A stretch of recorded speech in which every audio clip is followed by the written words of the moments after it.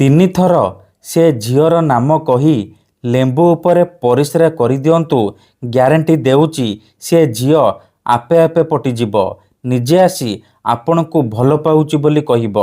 ହଁ ଫ୍ରେଣ୍ଡସ୍, ଯଦି ଆପଣ ସୁନ୍ଦରୀରୁ ସୁନ୍ଦରୀ ଝିଅକୁ ପଟେଇବାକୁ ଚାହୁଁଛନ୍ତି, ସୁନ୍ଦରୀ ପଡ଼ିଶା ଘର ଭାଉଜକୁ ପଟେଇବାକୁ ଚାହୁଁଛନ୍ତି, ତାଠାରୁ ନିଜର ମନ ମୁତାବକ କାମ ହାସଲ କରିବାକୁ ଚାହୁଁଛନ୍ତି, ତେବେ ଆଜିର ଏହି ଭିଡ଼ିଓଟିକୁ ମୂଳରୁ ଶେଷ ପର୍ଯ୍ୟନ୍ତ ପୁରା ଧ୍ୟାନ ସହିତ ଦେଖନ୍ତୁ।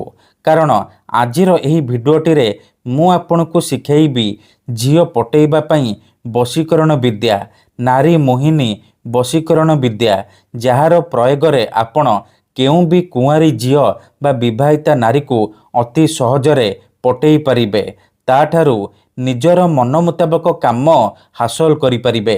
ଏହି ବଶୀକରଣ କରିବା ପାଇଁ ଆପଣଙ୍କୁ କୌଣସି ପ୍ରକାର ମନ୍ତ୍ରତନ୍ତ୍ର କରିବାକୁ ପଡ଼ିବନି କିମ୍ବା କିଛି ବି ପଇସା ଖର୍ଚ୍ଚ କରିବାକୁ ପଡ଼ିବନି। କେବଳ ତିନିଥର ସେ ଝିଅର ନାମ କହି ଲେମ୍ବୁ ଉପରେ ପରିସ୍ରା କରିବାର ଅଛି। ତାପରେ ଦେଖିବେ ଚମତ୍କାର। ସେହି ସମୟଠାରୁ ସେ ଝିଅ ଆପଣଙ୍କ ପ୍ରେମରେ ଦିବାନୀ ହେଇଯିବ। ପାଗଳି ପରି ଆପଣଙ୍କୁ ଭଲ ପାଇବାକୁ ଲାଗିବ। ନମସ୍କାର ଫ୍ରେଣ୍ଡସ୍, ଓଡ଼ିଆ ଫଣ୍ଡା ଚ୍ୟାନେଲକୁ ଆପଣମାନଙ୍କୁ ସ୍ୱାଗତ। ଯଦି ଆପଣ କେଉଁ ଝିଅକୁ ପଟେଇବାକୁ ଚାହୁଁଛନ୍ତି, ତାକୁ ଭଲ ପାଉଛନ୍ତି, କିନ୍ତୁ ତା ପଛରେ ଗୋଡ଼େଇ ଗୋଡ଼େଇ ଥକିଗଲେଣି, ନିଜର ସବୁ ସମୟ ସାରି ସାରିଲେଣି, କିନ୍ତୁ ସେ ଝିଅ ପଟୁନି, ଯଦି ଆପଣ ବି ଏହିପରି ପରିସ୍ଥିତିରେ ପଡ଼ିଛନ୍ତି, ତେବେ ମୋ କଥା ମାନି ଆଜି ଗୋଟିଏ ଲେମ୍ବୁ ଆଣି ଏହି ବଶୀକରଣ ଉପାୟ କରିଦିଅନ୍ତୁ। ସେ ଝିଅ ଆପଣଙ୍କୁ ଦେଖିବା ମାତ୍ରେ ନିଜେ ଆସି ଆପଣଙ୍କ ସହିତ କଥା ହେବ, ଆପଣଙ୍କୁ ଭଲ ପାଉଛି ବୋଲି କହିବ। ଯେଉଁ ବିବାହିତା ନାରୀ ବା ପଡ଼ିଶା ଘର ଭାଉଜ ଆପଣଙ୍କୁ ଭାव ଦେଉନଥିଲା, ଅଣଦେଖା କରୁଥିଲା, ସିଏ ନିଜେ ଫୋନ୍ କରିକି ରୁମ୍କୁ ଡାକିବ, ଯାହା ଚାହିଁବେ ତାହା କରିବ, କୌଣସି ପ୍ରକାର ବାଧା ଦେବ ନାହିଁ।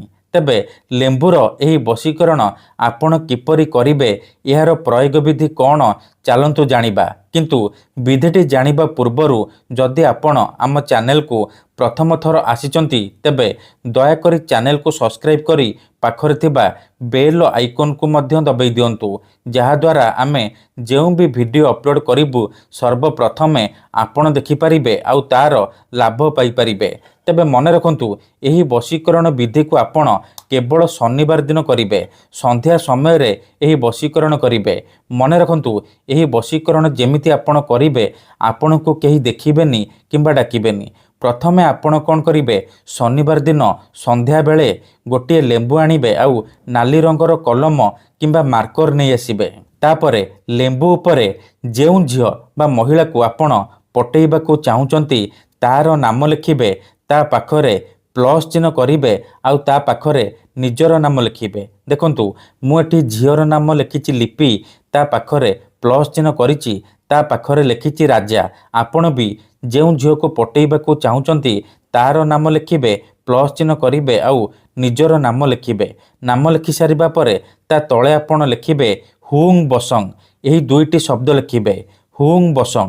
ଏତିକି ଲେଖି ସାରିବା ପରେ ଆପଣ ଏ ଲେମ୍ବୁକୁ ନେଇକି ଘର ବାହାରେ କୌଣସି ଏକ ସୁନସାନ ଜାଗାକୁ ଯିବେ, ଯେଉଁଠାରେ ଆପଣଙ୍କୁ କେହି ଦେଖିବେନି କିମ୍ବା ଡାକିବେନି। ତାପରେ ଏ ଲେମ୍ବୁକୁ ତଳେ ମାଟି ଉପରେ ରଖିବେ ଆଉ ଆଖି ବନ୍ଦ କରିକି ସେଇ ଝିଅ ବା ନାରୀକୁ ମନେ ମନେ ଭାବିବେ, ତାର ମୁହଁକୁ ନିଜ ମନରେ ଭାବିବେ।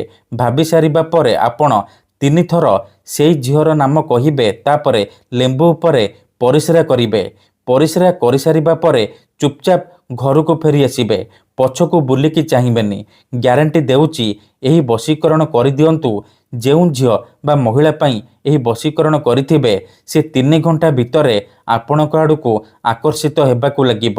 ନିଜେ ଆପଣଙ୍କୁ ଫୋନ୍ କରିବ, ନହେଲେ ନିଜେ ଆସି ଆପଣଙ୍କ ସହିତ କଥା ହେବ। ଆପଣଙ୍କ ପ୍ରେମରେ ଏମିତି ଦିବାନୀ ହେଇଯିବ କି ଆପଣଙ୍କୁ ନ ଦେଖି ରହିପାରିବନି। ଧନ୍ୟବାଦ।